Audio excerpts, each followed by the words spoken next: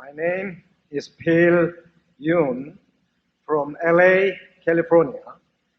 Mr. Warren Buffett, Mr. Transcript, I'm one of the persons who highly admire you both. I have two questions. Question one, your view on world financial business environment in the next decade.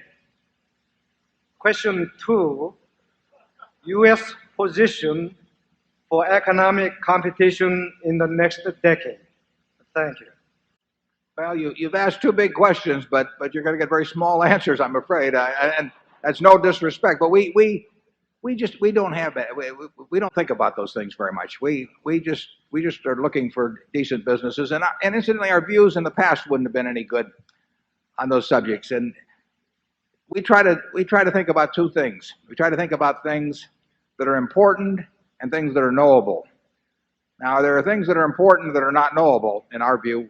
Those two questions that you raised fall in that. There are things that are knowable but not important. We don't want to clutter our minds up with those. So we say, what is important and what is knowable?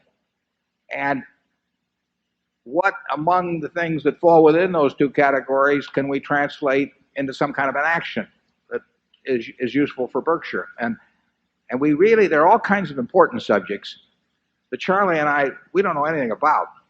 And therefore we don't think about them. So we have our view about what the world will look like over the next 10 years in business or competitive situations.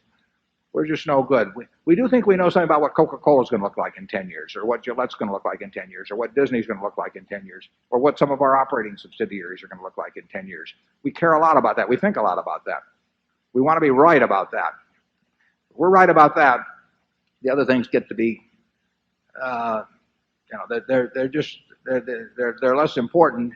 And if we started focusing on those, we would miss a lot of big things. I've used this example before, but Coca-Cola went public in, I think it was 1919.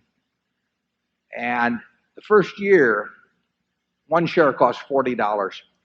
The first year it went down a little over 50%. At the end of the year, it was down to $19.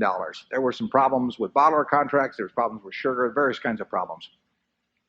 If you'd had perfect foresight, you would have seen the world's greatest depression staring you in the face when the social order even got questioned. You would have seen World War II. You would have seen atomic bombs and hydrogen bombs.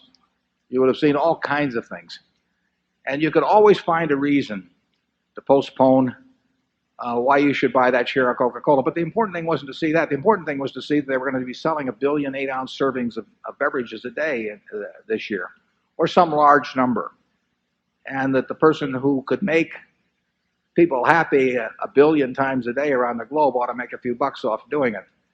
And so that $40, which went down to $19, I think with dividends reinvested has to be well over $5 million now. And if you developed a view on these other subjects that in any way forestalled you acting on this more important, specific, narrow view about the future of the company, you would have missed a great ride. So that's the kind of thing we focus on. Charlie?